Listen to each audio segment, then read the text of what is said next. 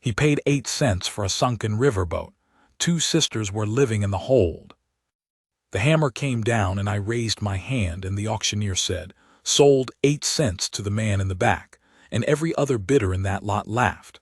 Not mean, just the way men laugh when someone does something they've already decided is stupid. 8 cents for a quarter-mile of river mud and whatever was at the bottom of it. I didn't argue with the laughter. I didn't say a word. I folded the receipt into my shirt pocket and walked down to the water. That was in the spring of 1883. The Missouri was still high from snowmelt and the color of old pewter in the morning light. I'd been walking this stretch for 3 weeks before the auction, every day, measuring the lean of the hull against the bank, watching what the current did around her bow. The Calliope may have been a stern-wheeler once packet boat, ran the upper Missouri for maybe 15 years before she grounded out in a flood year and the owner walked away. Nobody wanted her. The timber trade had shifted, the railroad was pulling cargo away from the river, and a sunken boat was just a liability where a boat used to be. But I could see what the men who laughed couldn't. Part of her deck was still above the waterline. Her iron fittings, the capstans, the cleats, the steam pipe brackets, were worth more than 8 cents each. The wood was waterlogged but old growth and sound underneath. And the hull below the mud was held in the bank so tight she wasn't going anywhere. She was work, but she was there. I had a skiff and a set of chains and a block-end tackle rig I'd built on a sandbar upstream. I had a tent. I didn't need much more to start. My name is Calhoun Drexel, and I'd been in the salvage business in one form or another since I was 19 years old, first on the Great Lakes, then the Ohio, then the Missouri when the Ohio got crowded with younger men who didn't mind the cold. I was 53 that spring. I'd never married.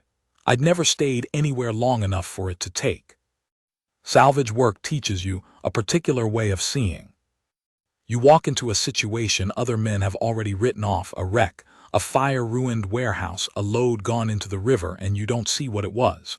You see what it is right now, this moment. What holds, what doesn't, what can be freed from what's holding it down, what's worth freeing. Men who think in terms of what something used to be can't do this work. You have to see the present thing, the actual thing, not what it was before it failed. I'd been doing that since before I knew that's what I was doing. My father worked a salvage yard on the shores of Lake Erie, and I grew up watching him walk through other men's wreckage and see it differently than anyone else did. He had that eye. I got it from him. It's the only inheritance worth anything I ever received. When I looked at the Calliope May, I saw a sound iron inventory, a hull in good river clay, and 3 to 4 weeks of honest work. That was the reality of it. What everyone else saw was money already spent and trouble not worth taking on. That difference between what I saw and what they saw, that was where the 8 cents came from. I poled the skiff out to the Calliope May on the morning of the auction day, tied off to the capstan that stuck out of the water at her bow, and stood there in the skiff for a while just listening to the river talk around the hull. The current made a sound against old iron that's hard to describe, not a groan, not a ring, something between the two. I'd been hearing that sound most of my life, and it still meant something to me. It meant there was work to be done, and nobody else was doing it. I didn't hear anything from inside the boat until I banged the capstan with my knuckle to check for rust. Then there was a sound, something moving below me inside the hull. I thought it was an animal at first.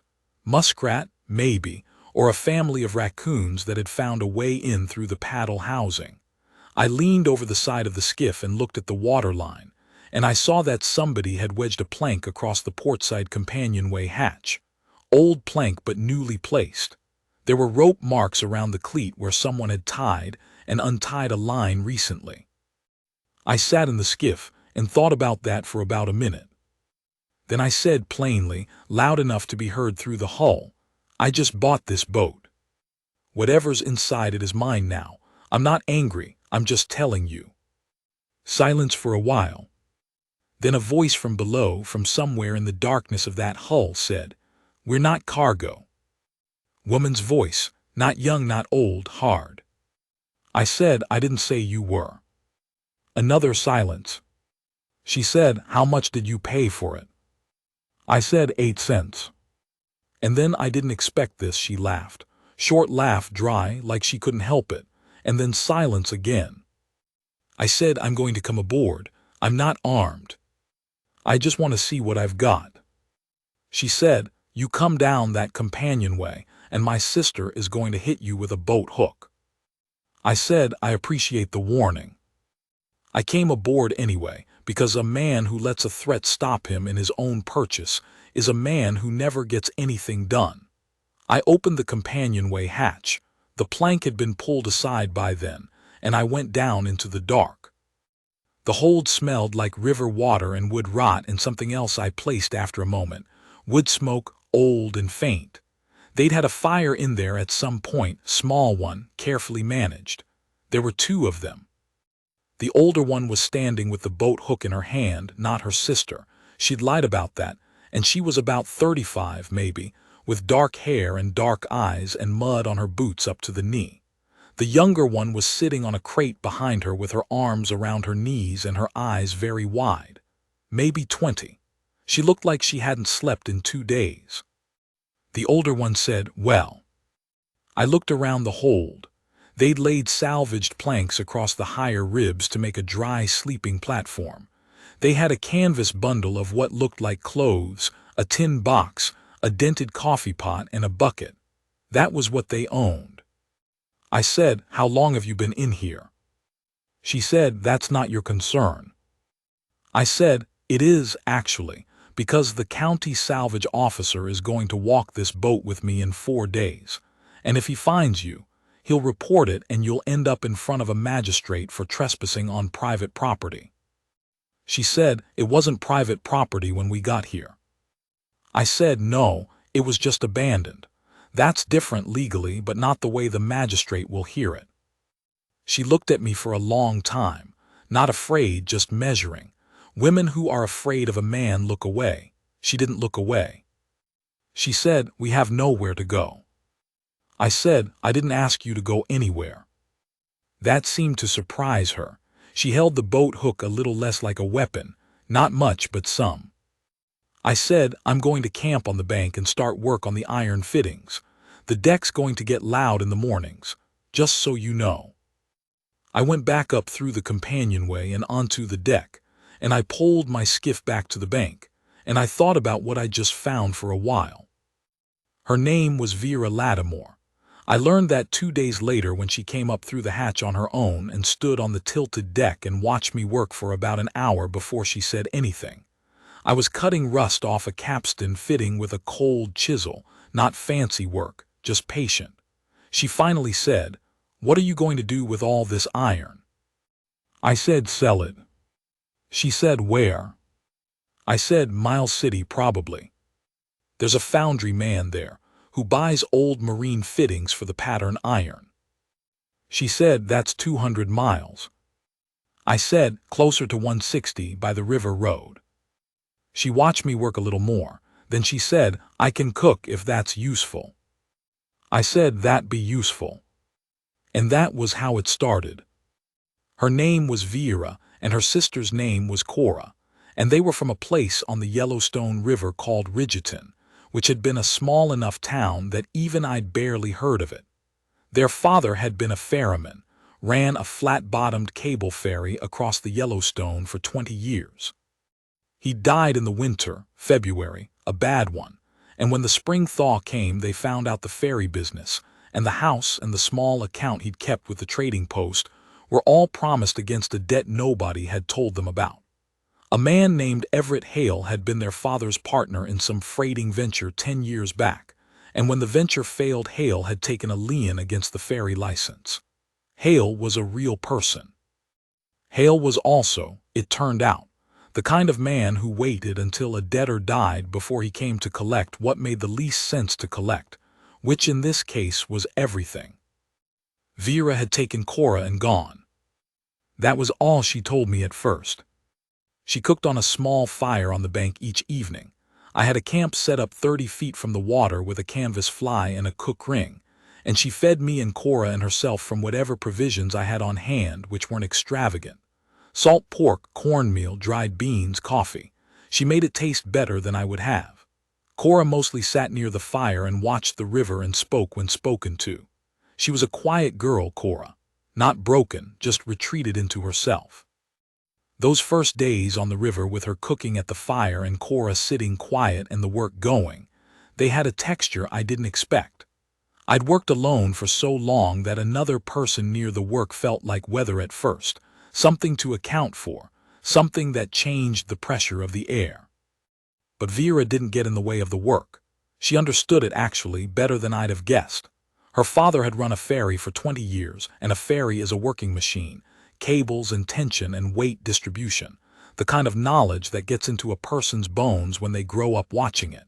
She'd hand me a tool before I asked sometimes. Not always, she wasn't trying to prove anything, but sometimes she'd see what I was reaching for and it would already be there. That doesn't happen much with people you don't know. Cora came up onto the deck one afternoon while I was cutting rust off the capstan fittings, and she stood there watching for a while, and then she said, "Does it hurt? The iron?" She meant my hands, the cuts from the rust edge. I said it didn't bother me much anymore. She said, "My father had hands like that." I said, "Good hands for the work then." She went back below.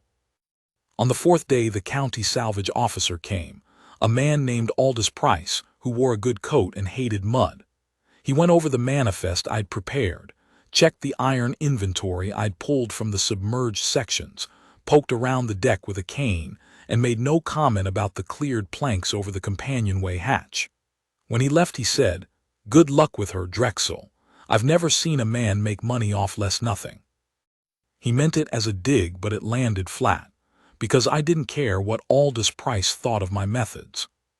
After he left, Vera came out of the tree line where she and Cora had been waiting, and she said, "He didn't look below."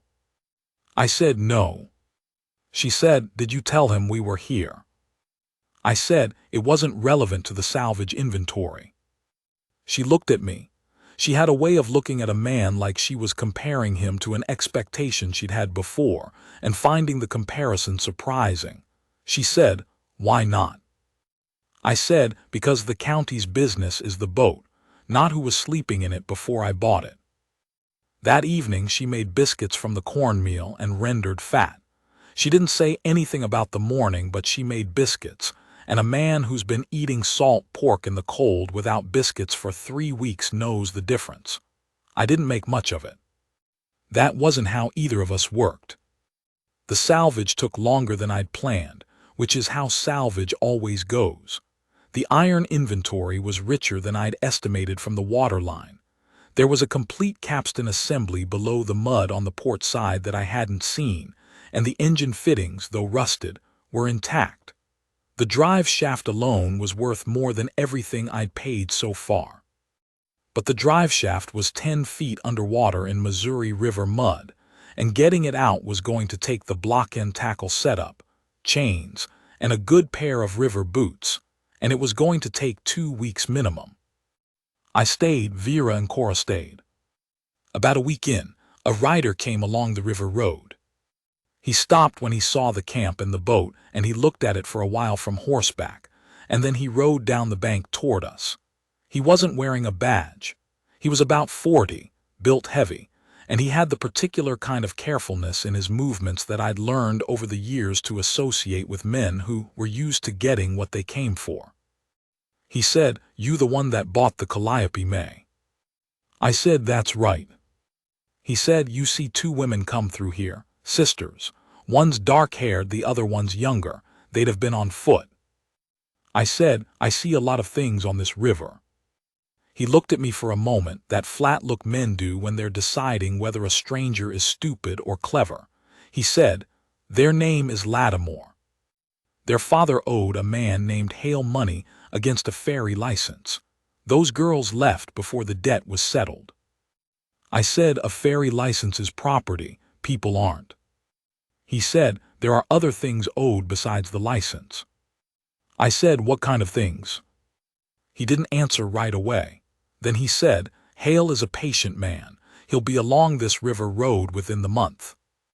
I said, Hale is welcome to ride the river road all he wants. This is salvage property and it's posted. He comes onto my claim without invitation. I'll treat it accordingly. The rider looked at me one more time, deciding. Then he turned his horse and rode back up the bank to the road and kept going north. I didn't tell Vera right away. I finished what I was doing. I was chaining the chain hoist to the drive shaft, and I came up out of the water and dried off, and then I told her. She didn't blink. She said, was that Gruber? Big man rides a gray. I said, gray horse, yes. She said, that's Gruber, he works for Hale. She looked at the road. I knew he'd send someone. I said, why is Hale coming himself? What else does he think he's owed besides a ferry license? She was quiet for a moment, then she said, Cora. I said, Cora. She said, Hale's a widower. He made an arrangement with my father before my father died. My father didn't tell us. We found out after, when the lawyer came with the papers. I said, what kind of arrangement? Vera said it plain, the way a woman says a plain thing when she's decided there's no point in being careful about it. She said, marriage. Cora for the debt. It wasn't legal, Cora never signed anything, but Hale's got a magistrate in his pocket in Ridgeton, and he's been telling people in town that the agreement stands. I stood there with the river dripping off my boots. I said, how old is Cora? Vera said, 20. I said, and what does Cora say? Vera said, Cora says no, that's why we're here. I looked back at the boat. I could see the corner of the companionway hatch from where I stood, and I thought about that girl sitting on that crate in the dark with her arms around her knees, and about what kind of man sends a rider ahead to ask questions about where the women are. I said, then that's the situation. Vera said, you don't have to be part of it. I said, I already am. She looked at me then like she'd looked at me before, measuring, but different this time. Like the thing she was measuring had changed. I want to say what Vera Lattimore was not, because men get confused about this. She was not soft. She was not grateful in the fluttery way that's meant to make a man feel large. She was a woman who'd buried her father in February mud, walked out of a town that was being handed over to a man who would use it against her, and survived 2 months in the hold of a sunken boat on what provisions she could find and what she could ask for without asking too much. She had opinions about the right way to do a thing, and she didn't keep them to herself. She was hard company sometimes. I didn't mind that. I'd never liked easy. But she was straight. That's the word. She was straight in the way you find out a board is straight when you lay it along a line. She was exactly what she appeared to be, no more and no less. And in 53 years of working alongside people, I could count on one hand the number I'd met who were like that. The work went on. The drive shaft came free on a Tuesday, which was a good day's work, and I had Vera help me with the second chain when we lifted it. She was stronger than she looked, used the leverage right without being told, didn't complain about the rope burns. Cora came out of the hull more often now. She'd started sitting on the deck in the late afternoon, watching the river. I was rigging a new chain to the engine housing when I got the news about Hale. It came from a supply rider who passed through every 2 weeks. He said Hale had come into Banton, which was 20 miles north, with 2 men and a county writ. I didn't know exactly what the writ said, but I had a fair idea. I thought for a day about what to do. I wasn't a man who ran to a sheriff easily. In my experience, the sheriff's usefulness depended heavily on who else in town the sheriff owed favors to, and I didn't know enough about this country yet to calculate that. What I did know, I owned the boat, I owned the claim, and I had a right to say who came onto it. The next morning, I rode into Banton.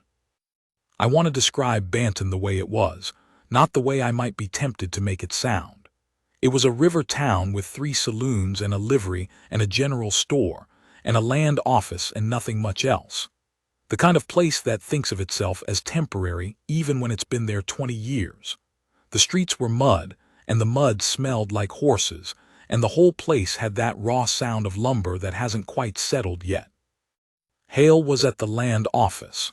I knew him when I saw him. He was the right age, maybe 60, and he had the look of a man who'd gotten used to not being contradicted. He wasn't large. He wore good clothes, clean. He was with a man I didn't know who had a deputy's star on his coat that I could tell from 20 feet away was not Banton County issue. I walked in. The land office was small, a deal table, a surveyor's map on the wall, a stack of plat books on a shelf. It smelled like pipe smoke and linseed oil. 3 men in total, 2 I hadn't seen before and Hale in the middle of them. I said, "My name is Calhoun Drexel. I own the Calliope May salvage claim on the Missouri River Mile 240. I'm told you have a county writ that bears on that claim." Hale looked at me like a man doing arithmetic. He said, "The writ isn't about the boat, Mr. Drexel. It's about 2 women who left Rigeton County in violation of a civil debt arrangement." I said, "What county is this writ from?" He said, "Rigeton County." I said, "And this is Custer County." Silence.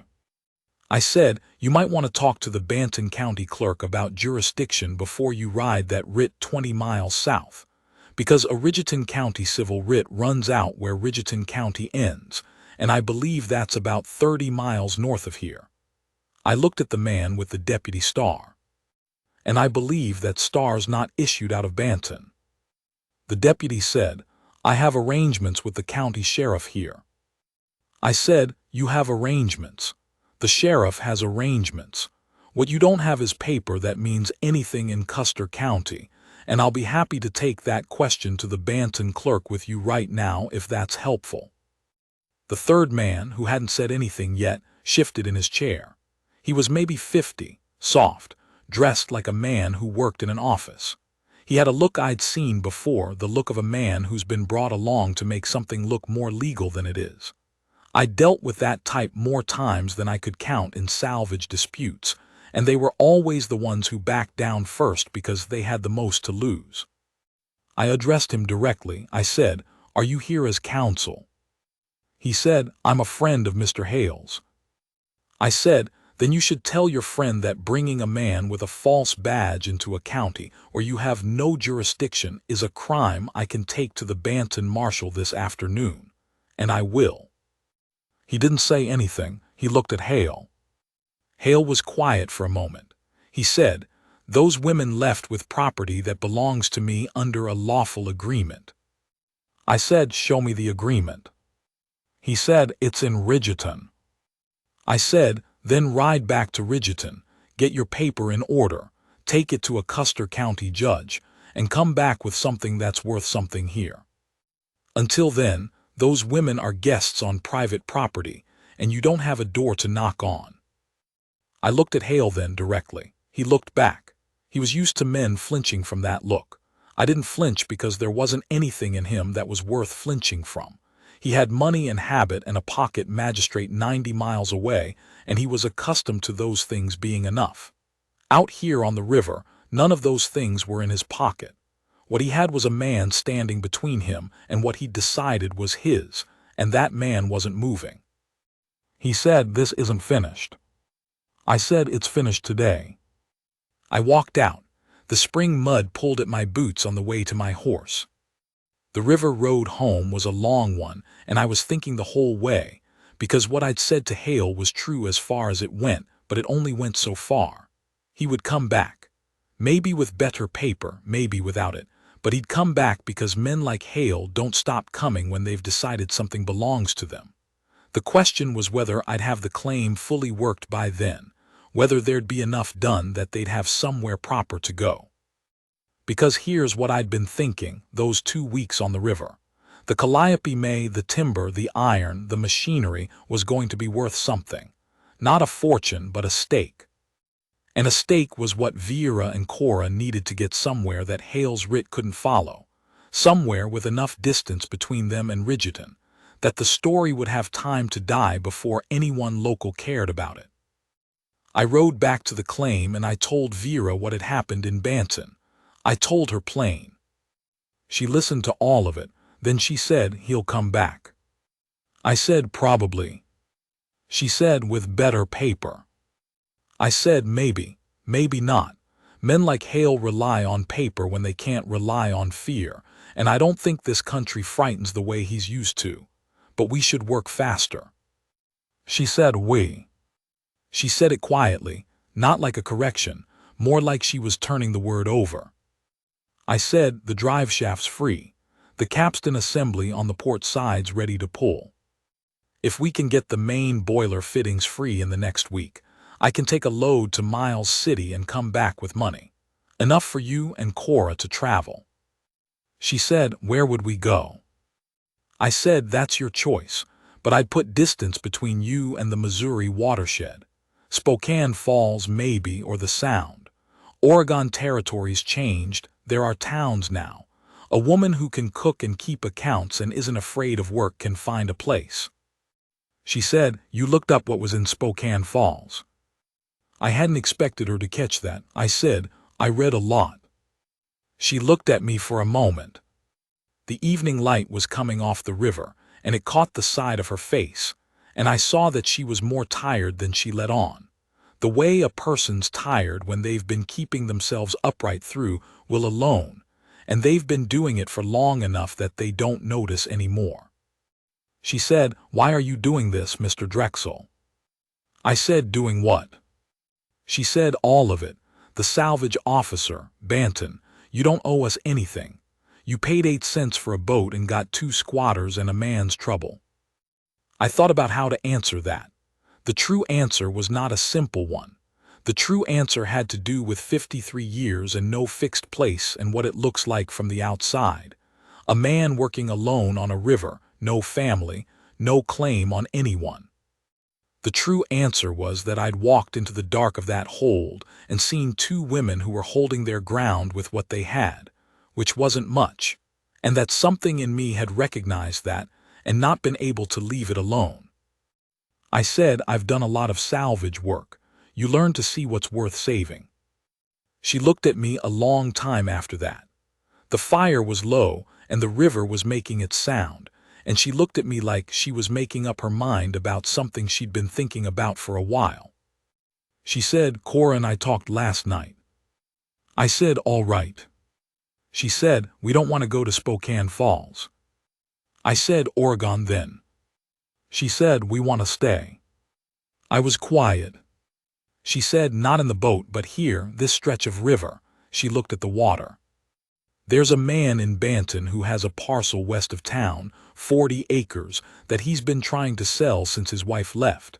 It's got a creek and a house that wants work." She said it carefully, not looking at me. "I asked about it when I went into town for flour. The parcel's $200. I said, "That's near twice what this salvage will net."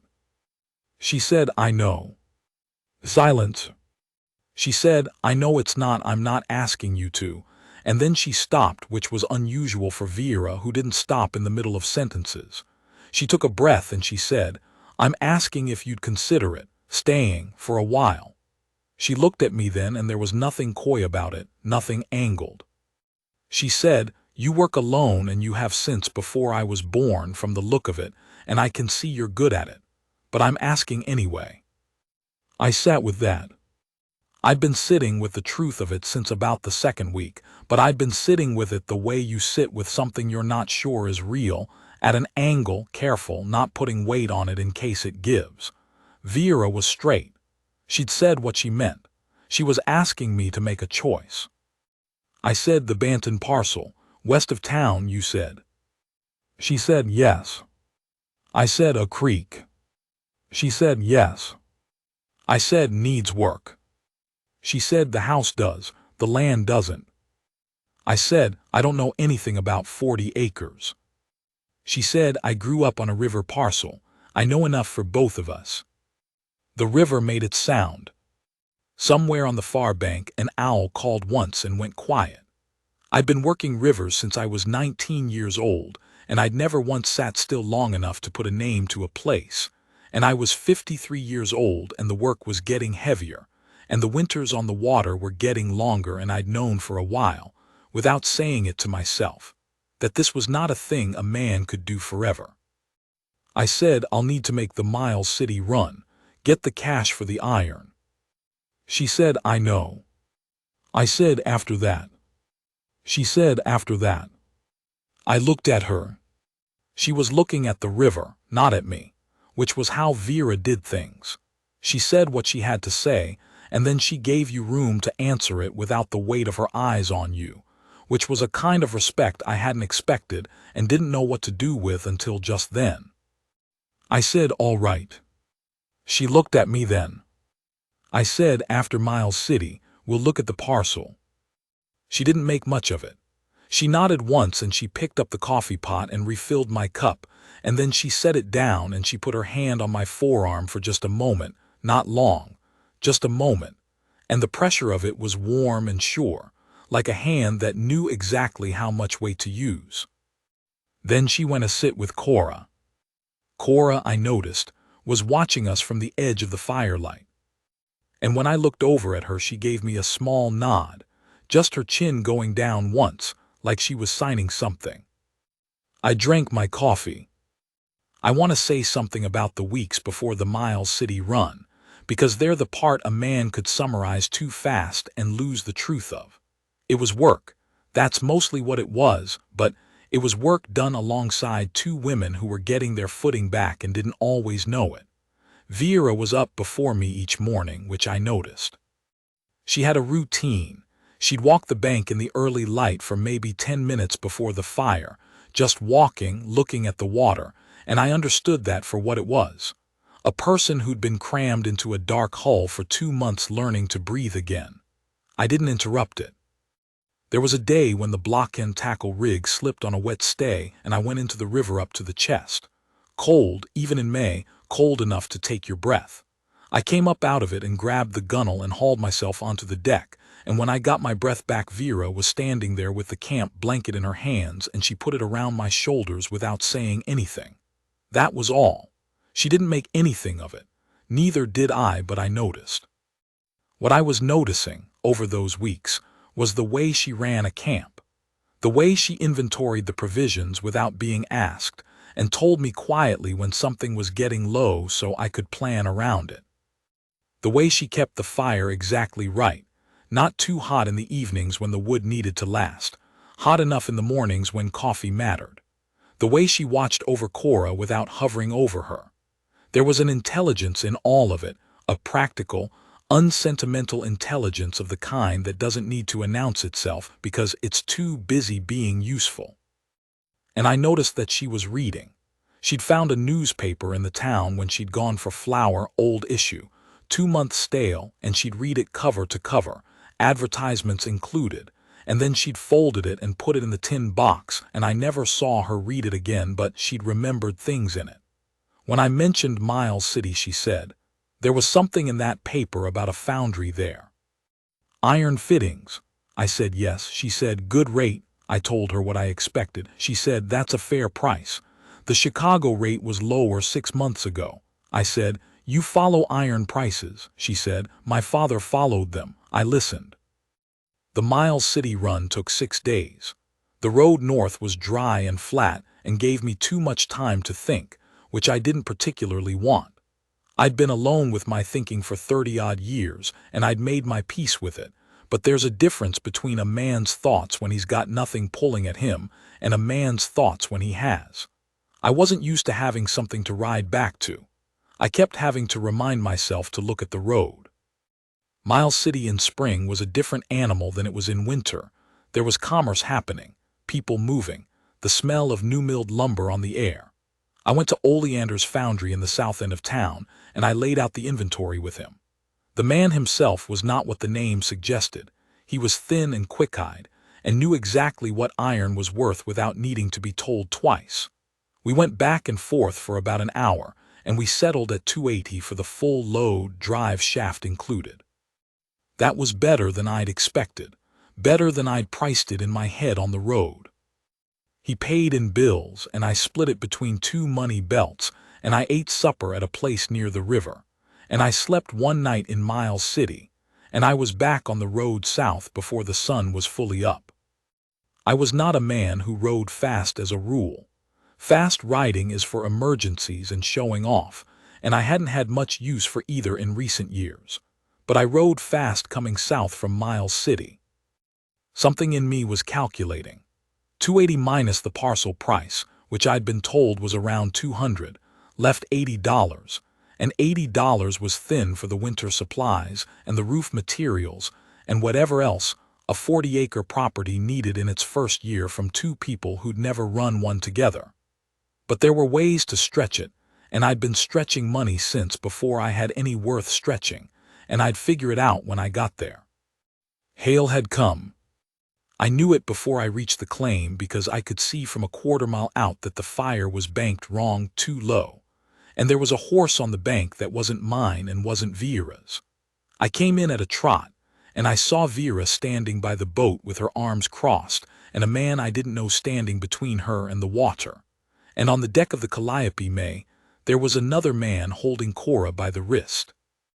I stopped my horse and got down. I said, "Take your hand off that girl." The man on the deck looked at me.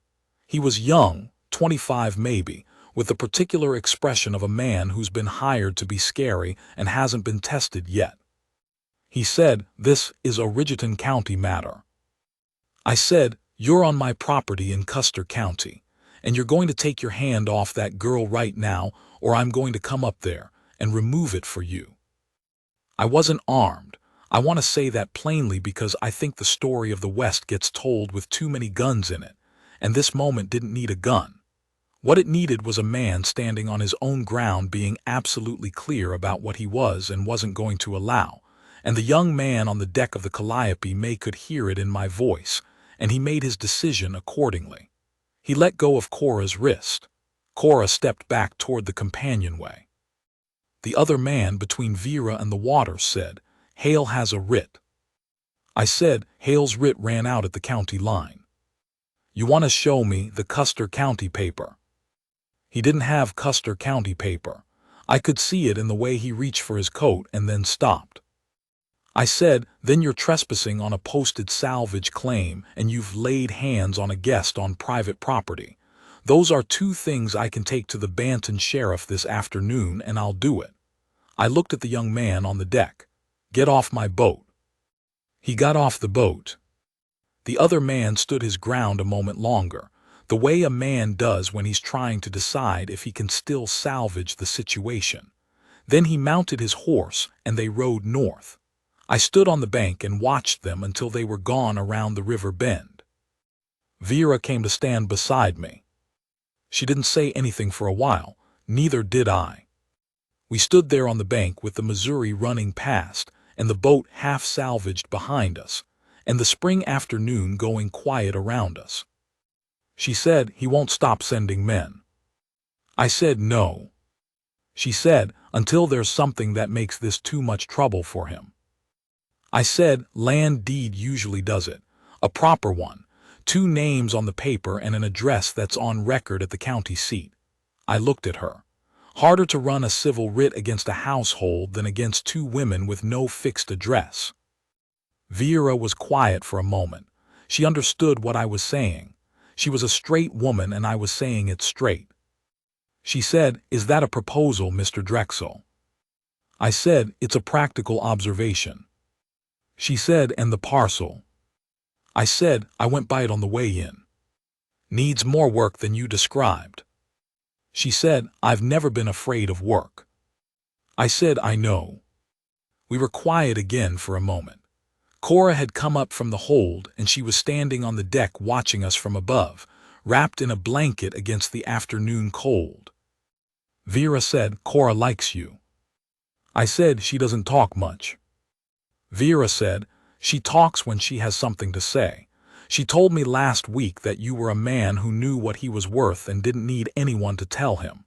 She paused. She said that like it was the best thing she could think of. I didn't say anything to that. There wasn't anything to say. A girl who'd been through what Cora had been through, who'd watched her father's house be taken apart by a man who wanted to use her as a piece of property, for her to look at a man and say what she'd said meant something. It meant more than I'm comfortable saying out loud, even now.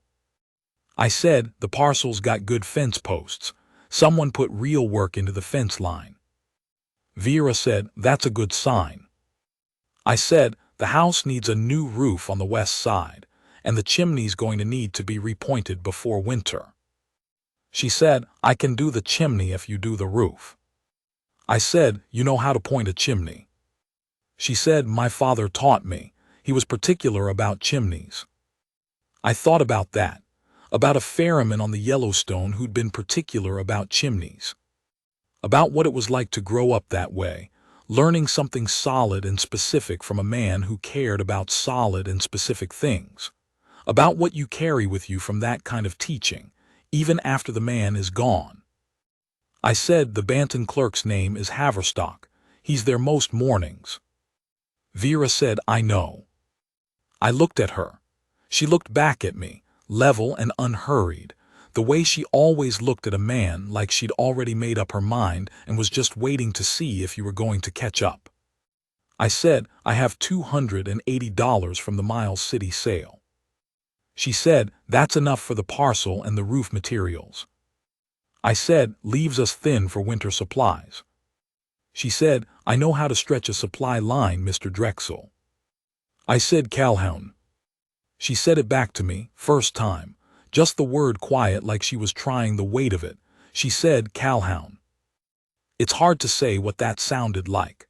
My name in her voice. I'd been Drexel on the river for 30 years. That's how men get called in the trade, last name, no ceremony. My first name had mostly belonged to my mother, and she'd been gone since I was 22. Hearing it said plain by a woman who meant it, who was looking right at me when she said it, was a different thing than I was prepared for. I nodded. We bought the parcel on a Thursday. Haverstock at the county clerk's was a small man with wire spectacles who did everything in triplicate and didn't ask questions, which I appreciated. He recorded the deed. 2 names. Vera and I didn't say much on the way back out to the river to pack what there was to pack, which wasn't much. Cora walked between us, and she was singing something under her breath, not loud, just to herself. One of those songs that doesn't have real words in it, just sounds, the kind a person makes when they're not thinking about whether anyone can hear them. We moved onto the parcel at the start of June. I'll tell you what the first morning was like. I want to tell you that because it's the part I remember the clearest, even now. It was early before Vera was up, and I went out onto what would eventually be the porch. It was just a raw plank step then, and I stood in the morning with my coffee, and I looked at 40 acres that had my name on the deed, and the name of a woman I was going to build something with, and the creek was running a little high from the recent rain, and the grass was new, and the fence posts that the previous man had put in ran straight and true out to the tree line. I'd been in the salvage business since I was 19 years old. I'd spent 34 years pulling value out of things that other men had walked away from. And I thought, standing there with the coffee going cold in my hand, that maybe that was what I'd been practicing for, not the iron, not the machinery, but the seeing. The particular eye for what is worth something when nobody else can see it anymore. I heard the door behind me. Vera came out in the early morning, her hair not yet done, and she stood beside me and looked at the same thing I was looking at. The creek, the grass, the straight fence line. She said, it's going to take a lot of work. I said, I know. She said, the chimney first before anything else. If we wait, we'll be fighting winter. I said, chimney first. She stood there beside me, and the morning was quiet except for the creek, and the birds coming awake in the cottonwoods along the bank. After a while she took the coffee cup from my hand because mine had gone cold and hers was hot, and she gave me hers without asking if I wanted it, because we were going to be people who did that, who just did things, who knew what the other one needed without making a ceremony of it. Then she went back inside. Hale sent one more man in July. He came to the property line and he stopped there, because the deed was recorded and the address was county legal, and there wasn't a magistrate in Custer County he had in his pocket. He sat on his horse at the fence line for a long time. I watched him from the porch. Eventually, he rode away. That was the last of it. Cora found work in Banton by August. She had her father's head for numbers, and the dry goods store needed someone who could keep accounts. She rode in 3 mornings a week and came back in the evenings, and she was less quiet now. The way a person gets less quiet when they've been somewhere long enough to stop waiting for things to go wrong. The roof took 2 weeks. The chimney took 3 days. Vera had been right about the chimney. She knew exactly what she was doing. The lime mortar consistency, the width of the joints, the way to tap a loose stone back without cracking the course above it. She worked in the mornings while the light was good, and I worked beside her passing the boards and the mortar, and neither of us talked much because we didn't need to. We were married on a Saturday in early July at the Banton County office because neither of us had a church, and Haverstock, the county clerk, did it the same way he did everything, in triplicate, without ceremony, and efficiently. Cora stood beside Vera, and a man named Arbuthnot from the livery stood beside me because I needed a witness, and Arbuthnot was the man I knew best in Banton, which tells you something about how new we still were. After it was done, Vera shook Haverstock's hand and thanked him, which surprised him.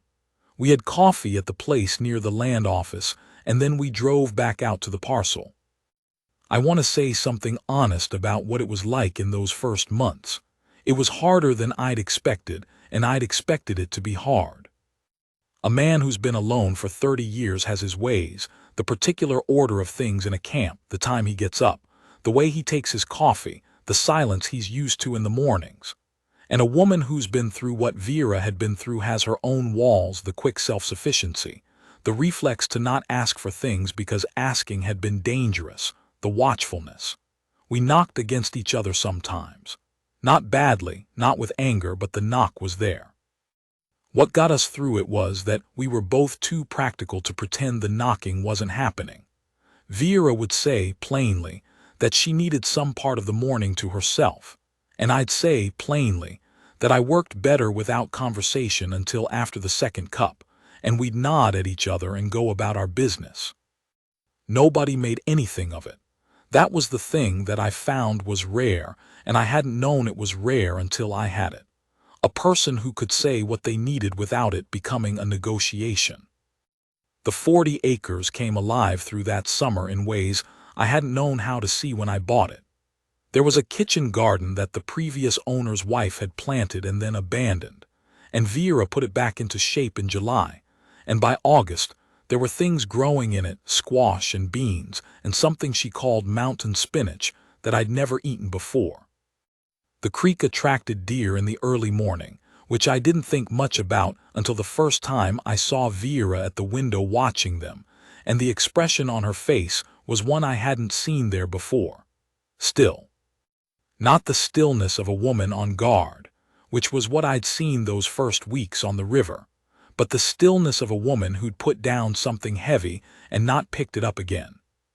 Cora came out on Sundays when she didn't ride into Banton. She was changing. I watched it happen slowly. The girl who'd sat in the firelight with her arms around her knees was becoming a woman who held an opinion and stated it. She had thoughts about the dry goods account she was keeping, about the way the store owner priced certain goods, about what it would take to make the numbers work differently. She told me some of this on those Sunday evenings, and I listened, because a young woman with a head for numbers and a clear eye for a situation is worth listening to. One Sunday, she said, Vera used to cry at night, in the boat, when she thought I was asleep. She said it matter-of-factly, not to make me feel anything, just to tell me something true. She doesn't anymore. I said, good.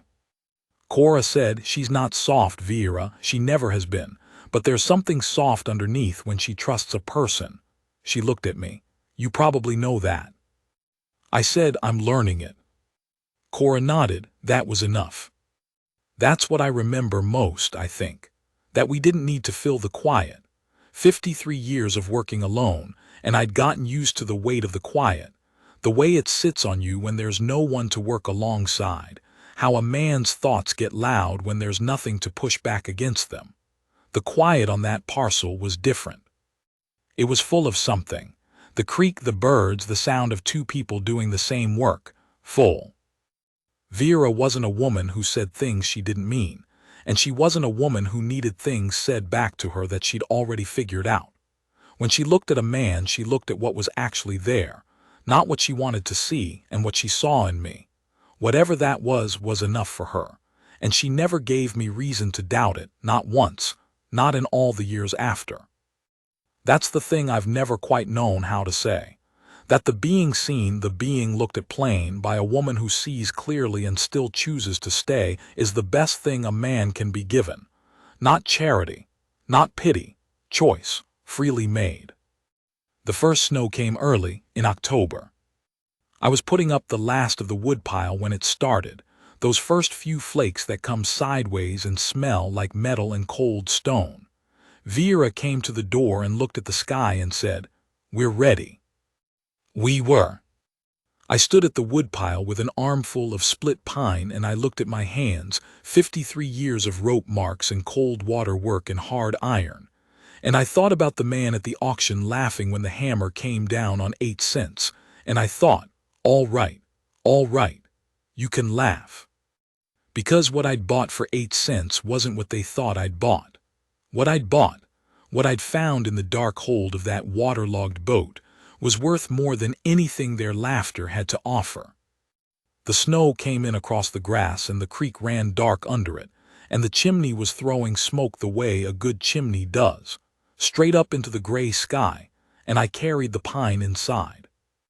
The door closed behind me.